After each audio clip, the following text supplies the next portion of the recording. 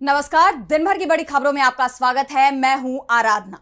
आज इस बुलेटिन में बात होगी सोनिया गांधी और ममता बनर्जी के बीच हुई मुलाकात की, टीएमसी में मची भगदड़ की। तुम्हारे में भी अगर पॉलिटिकल एथिक्स है तो तुम भी रिजाइन कर दो उसकी तरह और आ जाओ बीजेपी के टिकट पर लड़ने के लिए। देखेंगे क्यों राज्यसभा चुनाव को लेकर एनडीए में फंसा पेच, बिहार में कैसे एनडीए के सहयोगी ने बढ़ाई बीजेपी की टेंशन, जानेंगे खान सर की याचिका पर क्या है कोर्ट का फैसला, और बुलेटिन के आखिर में देखेंगे जाने माने कार्टूनिस्ट इरफान की किस खबर पर पड़ी तिरछी नजर।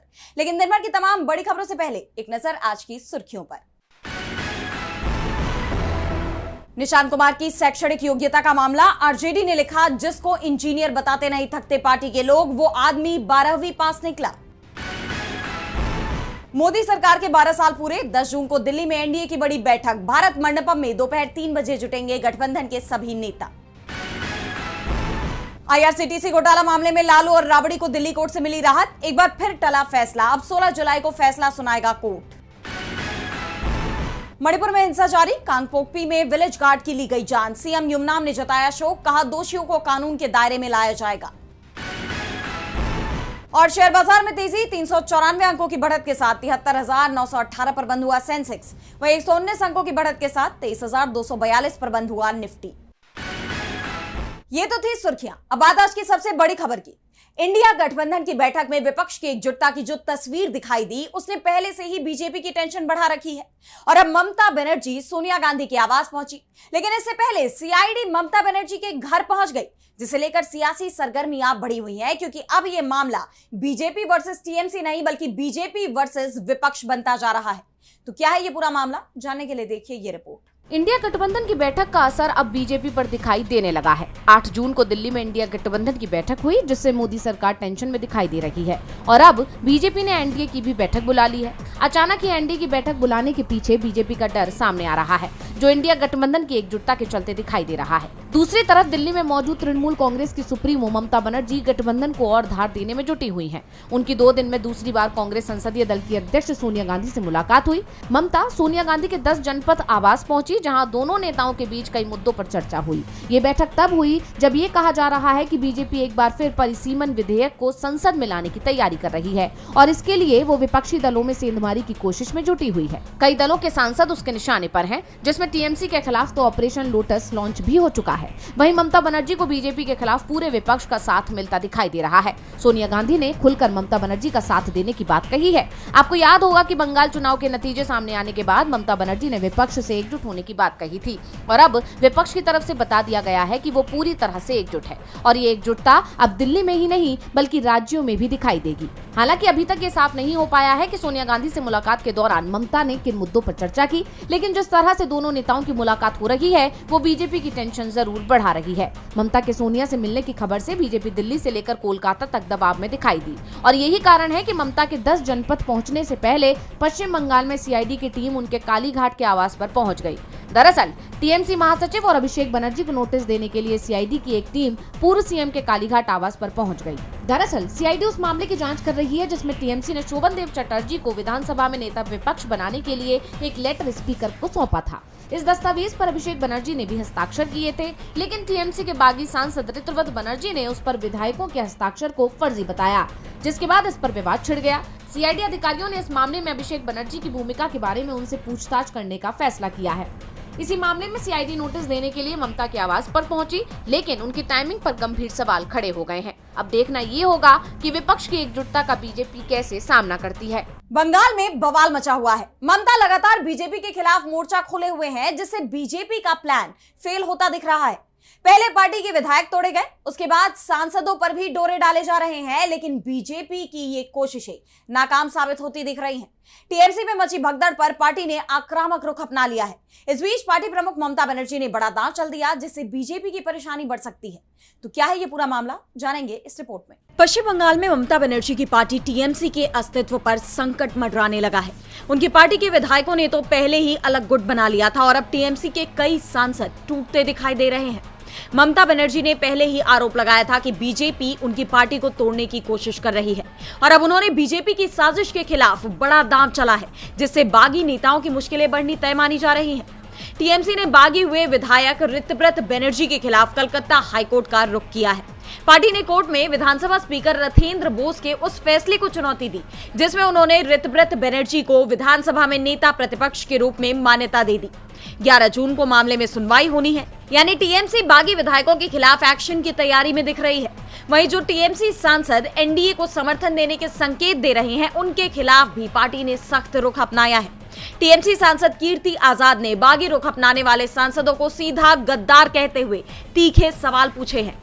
उन्होंने कहा, इन गद्दारों से मैं जानना चाहता हूं कि तुम्हें तकलीफ हो रही थी तो तुमने इलेक्शन के बाद ये तकलीफ क्यों जाहिर की? इलेक्शन के पहले करना चाहिए था।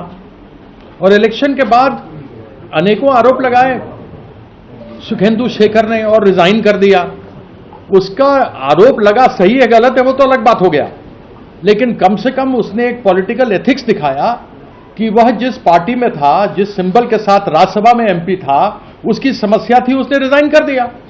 तुम्हारे में भी अगर पॉलिटिकल एथिक्स है तो तुम भी रिजाइन कर दो उसकी तरह और आ जाओ बीजेपी के टिकट पर लड़ने के लिए। टीएमसी ने बाकायदा प्रेस कॉन्फ्रेंस कर इस मुद्दे पर अपना रुख साफ किया है। इस बीच महुआ मोइत्रा ने भी अपनी ही पार्टी के सांसद यूसुफ पठान पर जमकर नाराजगी जताई।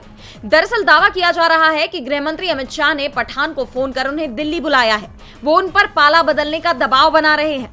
इस पर महुआ ने सख्त लहजे में कहा कि थोड़ी हिम्मत दिखाइए। अब जिस तरह बीजेपी टीएमसी सांसदों को अपने पाले में करने की कोशिश कर रही है, उसे लेकर टीएमसी सांसद कल्याण बनर्जी ने तीखी प्रतिक्रिया दी है। उन्होंने बीजेपी को निशाने पर लेते हुए कहा कि आपके यानी भाजपा के पास सीएम, ईडी, सीबीआई और दूसरी ताकतें हैं, लेकिन मेरे पास मां, माटी, मानुष, मेरी पार्टी, मेरे पार्टी कार्यकर्ता और पश्चिम बंगाल की जनता है। 29 के अंदर बीजेपी साफ हो जाएगी, केंद्र और राज्य दोनों जगहों से। जब शेरनी घायल होती है तो ज्यादा खतरनाक होती है। कल्याण बनर्जी ने केंद्र से बीजेपी के ही सफाई की चेतावनी दे दी है और साथ ही ये भी कहा है कि घायल शेरनी ज्यादा खतरनाक होती है। ऐसे में अब देखना यह होगा कि अपनी पार्टी में उठे इस तूफान से टीएमसी कैसे निपटती है। ममता बनर्जी ने बीजेपी के खिलाफ मोर्चा खोल दिया है तो राज्यसभा चुनाव को लेकर भी बीजेपी घिरती दिखाई दे रही है। 12 राज्यों की 26 राज्यसभा सीटों पर 18 जून को वोटिंग होनी है, लेकिन वोटिंग के संकेत सिर्फ 2 ही राज्यों में मिल रहे हैं। चुनावी उठापटक के बीच बीजेपी पर विधायकों की खरीद फरोख्त करने के आरोप लग रहे हैं और फिर भी उसकी हार तय मानी जा रही है। तो क्या है ये पूरी खबर, देखिए इस रिपोर्ट में। देश भर के 12 राज्यों में राज्यसभा की 26 सीटों के लिए 18 जून को चुनाव कराया जाना है। इन 26 सीटों में 2 उपचुनाव वाली सीट भी शामिल है, जिसमें एक महाराष्ट्र में और दूसरी तमिलनाडु में है। इनमें से 10 राज्यों की 21 सीटों पर निर्विरोध चुनाव होने के संकेत मिल रहे हैं, क्योंकि 21 सीटों पर 21 उम्मीदवार मैदान में हैं। लेकिन झारखंड की 2 और मध्य प्रदेश की 3 सीटों पर पेच फंस गया है, क्योंकि दोनों ही राज्यों में एक अतिरिक्त उम्मीदवार मैदान में आ गया है। नामांकन वापसी की आखिरी तारीख 11 जून तय है। अगर मध्य प्रदेश और झारखंड में एक उम्मीदवार ने नामांकन वापस नहीं लिया, तब यहां 18 जून को वोटिंग कराई जाएगी और नतीजे भी इसी दिन सामने आ जाएंगे, जबकि 21 सीटों के नतीजे 11 जून को ही घोषित कर दिए जाएंगे। दरअसल मध्य प्रदेश में 3 सीटों के लिए चुनाव में बीजेपी के तरुण चुग और रजनीश अग्रवाल के साथ आखिरी दिन महेश केवट ने भी नामांकन दाखिल किया है। यहाँ कांग्रेस ने मीनाक्षी नटराजन को उतारा है। संख्या बल के लिहाज से बीजेपी को 2 और कांग्रेस को 1 सीट मिलना तय है, लेकिन भाजपा के एक अतिरिक्त उम्मीदवार के आने से विपक्षी खेमे को तोड़फोड़ की आशंका सताने लगी है। राज्य की 230 सदस्यीय विधानसभा में इस वक्त 2 सीट खाली है। ऐसे में 1 सीट जीतने के लिए 58 सदस्यों के समर्थन की जरूरत है। बीजेपी के पास 164 और कांग्रेस के पास 64 सीटें हैं। ऐसे में बीजेपी 2 सीट आसानी से जीत जाएगी, लेकिन तीसरे सीट के लिए उसके पास 10 वोटों की कमी है। दूसरी तरफ कांग्रेस के पास 6 अतिरिक्त वोट हैं। ऐसे में 7 विधायक क्रॉस वोटिंग करते हैं, तभी बीजेपी उम्मीदवार जीत पाएगा। इस बीच कांग्रेस नेता कांतिलाल भूरिया ने दावा किया है कि उसके विधायकों को 5 से 8 करोड़ रुपए की ऑफर आ रही है। इसी तरह से झारखंड में 2 सीटों पर चुनाव है। सत्तारूढ़ इंडिया गठबंधन के पास 56 विधायक हैं, जो दोनों सीटों के लिए जरूरी 56 सीटों की जरूरत को पूरा करते हैं। अब भाजपा और राष्ट्रीय जनतांत्रिक गठबंधन के समर्थन से निर्दलीय व्यवसायी परिमल नाथवानी को चुनाव मैदान में उतार दिया है, जिसके चलते यहाँ भी चुनाव करने की स्थिति बन रही है। इसके अलावा गुजरात, आंध्र प्रदेश और कर्नाटक की 4-4 और राजस्थान की 3 सीटों पर निर्विरोध चुनाव तय हो गया है। मणिपुर, मेघालय और अरुणाचल प्रदेश की 1-1 सीट के अलावा उपचुनाव वाली दोनों सीटों पर भी निर्विरोध चुनाव तय है। अब 18 जून को होने वाले चुनाव पर सभी की नजरें टिकी हुई हैं। राज्यसभा चुनाव में एनडीए की हार तय मानी जा रही है। और अब बिहार में भी एनडीए के अंदर घमासान शुरू हो गया है। बिहार विधान परिषद चुनाव में एनडीए की तरफ से आरएलएम को नजरअंदाज किए जाने से उपेंद्र कुशवाहा की नाराजगी खुलकर सामने आ गई है। बेटे दीपक प्रकाश को टिकट न मिलने से उनके मंत्री पद पर भी संकट मंडरा रहा है। इस बीच कुशवाहा ने सख्त लहजे में कड़ा संदेश दिया है। तो क्या है ये पूरी खबर, जानेंगे इस रिपोर्ट में। बिहार की सियासत में इन दिनों खासी हलचल मची हुई है। विधान परिषद की 10 सीटों पर हो रहे चुनाव में एनडीए ने उपेंद्र कुशवाहा की पार्टी राष्ट्रीय लोक मोर्चा को खाली हाथ रखा है। सबको उम्मीद थी कि बिहार सरकार में आरएलएम कोटे से मंत्री और कुशवाहा के बेटे दीपक प्रकाश को विधान परिषद भेजा जाएगा, लेकिन ऐसा नहीं हुआ। बेटे को टिकट न मिलने के कारण अब दीपक प्रकाश की मंत्री कुर्सी भी खतरे में आ गई है। इस झटके के बाद उपेंद्र कुशवाहा की नाराजगी साफ नजर आई। उन्होंने एनडीए उम्मीदवारों के नामांकन कार्यक्रमों से भी पूरी तरह दूरी बनाए रखी। बताया जा रहा है कि बीजेपी ने उन्हें 1 सीट देने का वादा किया था, लेकिन ऐन मौके पर उन्हें दरकिनार कर दिया गया। आरएलएम से जुड़े सूत्रों की माने तो उपेंद्र कुशवाहा को इस बात का अंदाजा पहले ही लग गया था। इसी वजह से नामांकन से ठीक 1 दिन पहले उन्होंने अपने नेताओं और कार्यकर्ताओं के साथ एक अहम बैठक की। इस बैठक में राज्यसभा के सांसद कुशवाहा ने खुले मंच से 2 टूक लहजे में कहा कि किसी एक पद के लिए मेरी पार्टी का अस्तित्व ही समाप्त हो जाए, ये मुझे कतई मंजूर नहीं है। दुनिया की कोई भी ताकत ऐसा नहीं कर सकती। दरअसल सियासी गलियारों में काफी समय से ये चर्चा जोरों पर है कि बीजेपी की तरफ से उपेंद्र कुशवाहा पर अपनी पार्टी का विलय करने का भारी दबाव था। ऐसा माना जा रहा है कि यही वो कीमत थी जो एक एमएलसी सीट के बदले मांगी जा रही थी, लेकिन कुशवाहा के इस कड़े बयान ने साफ कर दिया है कि वो महज एक कुर्सी की खातिर अपनी पार्टी कुर्बान करने को हरगिज तैयार नहीं है। बिहार में एनडीए की मुश्किलें थमने का नाम नहीं ले रही तो खान सर के लिए राहत भरी खबर सामने आई है। फायरिंग मामले में पटना जिला कोर्ट ने खान सर की गिरफ्तारी पर फिलहाल रोक लगा दी है और साथ ही पुलिस से केस डायरी भी मांग ली है, जिससे अब यह मामला कानूनी और राजनीतिक चर्चा का विषय बन चुका है। तो क्या है ये पूरी खबर, जानने के लिए देखिए ये रिपोर्ट। पटना फायरिंग मामले में खान सर को राहत मिल गई है। अग्रिम जमानत पर सुनवाई के दौरान पटना जिला कोर्ट ने उनकी गिरफ्तारी पर रोक लगा दी। कोर्ट में खान सर की ओर से पेश हुए वकील अरविंद कुमार महुआर ने दलील दी कि घटना के दौरान चलाई गई गोली आत्मरक्षा के लिए थी और इसका उद्देश्य किसी भी तरह का डर या दहशत फैलाना नहीं था। तो दूसरी तरफ इस मामले में ज्ञान बिंदु संस्थान के डायरेक्टर रोशन आनंद की मुश्किलें बढ़ गई हैं। कोर्ट ने उनकी नियमित जमानत याचिका को खारिज कर दिया। इतना ही नहीं, उनके 2 स्टाफ को भी राहत नहीं मिली। जैसे आप जानते हैं कि कोर्ट ने 8 जून को दोनों पक्षों की दलीलें सुनने के बाद फैसला सुरक्षित रख लिया था और 9 जून को अपना आदेश सुनाया। दरअसल इस पूरे विवाद की शुरुआत 2 जून को हुई थी। आरोप है कि खान सर के कोचिंग सेंटर के बाहर कुछ लोगों ने हंगामा किया, पोस्टर फाड़े और गार्ड्स के साथ मारपीट की। उस समय खान सर ने दावा किया था कि उनके संस्थान के बाहर फायरिंग भी हुई है। हालांकि बाद में उन्होंने अपने इस बयान से पीछे हटते हुए कहा कि उन्होंने जो जानकारी दी थी वो उन्हें मौके पर मौजूद लोगों से मिली थी। खान सर ने ये भी आरोप लगाया कि इस घटना के पीछे ज्ञान बिंदु संस्थान के डायरेक्टर रोशन आनंद का हाथ है। लेकिन मामले में नया मोड़ तब आया जब खान सर के गार्ड का बयान सामने आया। गार्ड ने पुलिस को बताया कि उसने खान सर के कहने पर अपनी सुरक्षा के लिए गोली चलाई थी। इसी बयान के बाद जांच का दायरा बढ़ गया और पुलिस ने खान सर के खिलाफ आर्म्स एक्ट की विभिन्न धाराओं के तहत एफआईआर दर्ज कर ली। मामला दर्ज होने के बाद उनकी गिरफ्तारी की आशंका जताई जा रही थी और इसी बीच उनके अग्रिम जमानत की प्रक्रिया शुरू हुई। अब कोर्ट से मिली अंतरिम राहत ने खान सर को बड़ी कानूनी राहत जरूर दी है, लेकिन जांच अभी भी जारी है। खान सर को बड़ी राहत मिल गई है, लेकिन जनता को इस बढ़ती महंगाई से राहत कब मिलेगी, इसे लेकर सवाल अब भी बरकरार है। सरकार ने उज्ज्वला योजना के तहत साल भर में मिलने वाले 12 सिलेंडरों की संख्या में कटौती कर दी, जिससे गरीब परिवारों को झटका लगा है।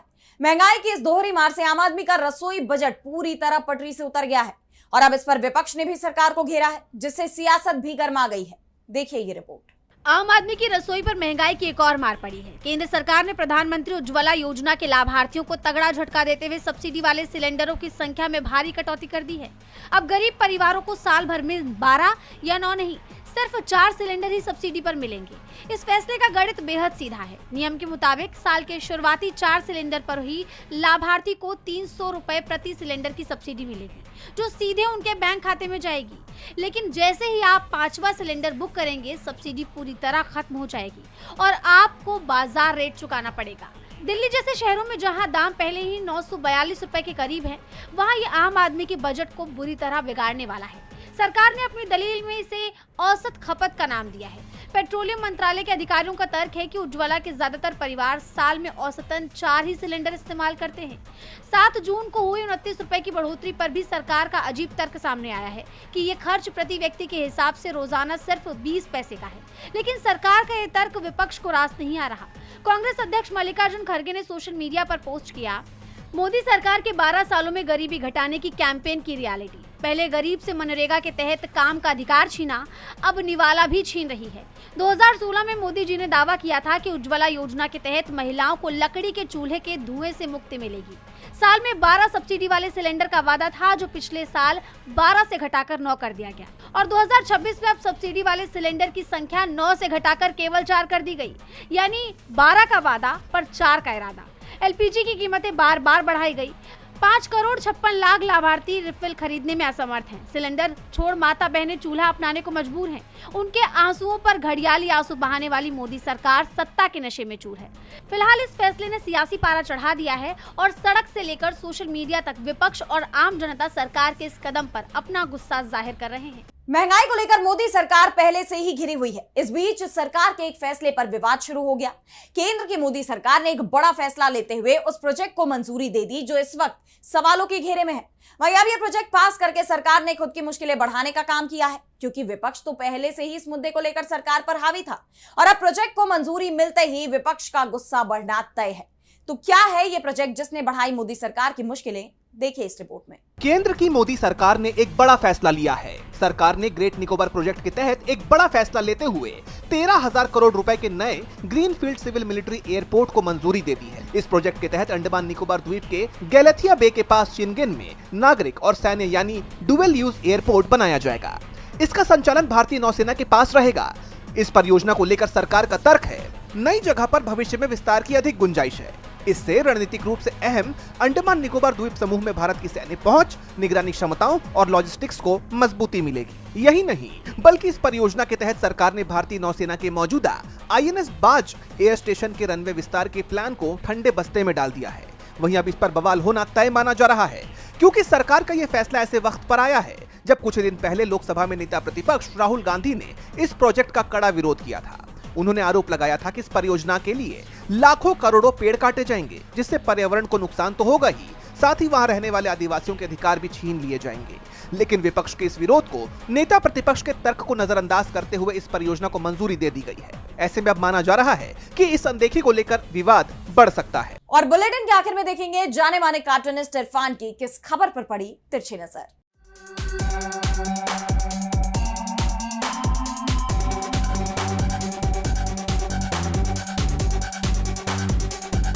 आज सुबह जब उठा तो अखबार के अंदर पहले पन्ने पर एक विज्ञापन छपा हुआ था, जिसमें दिया हुआ था कि मोदी सरकार के 12 साल हो चुके हैं और ये 12 साल विश्वास के, विकास के और जन कल्याण के थे।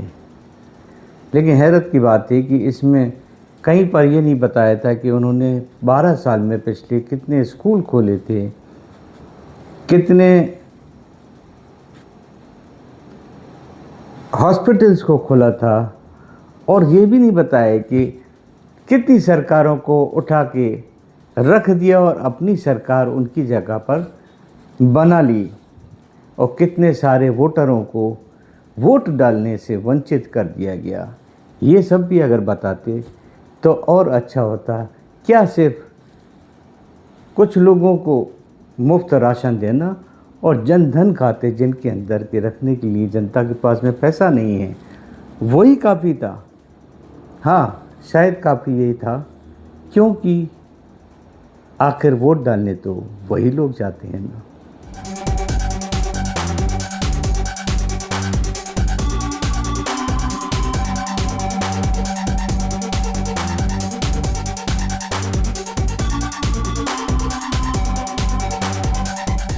बहुत बहुत शुक्रिया इरफान जी। तो आज इस बुलेटिन में इतना ही। आप देखते रहिए DB लाइव। नमस्कार।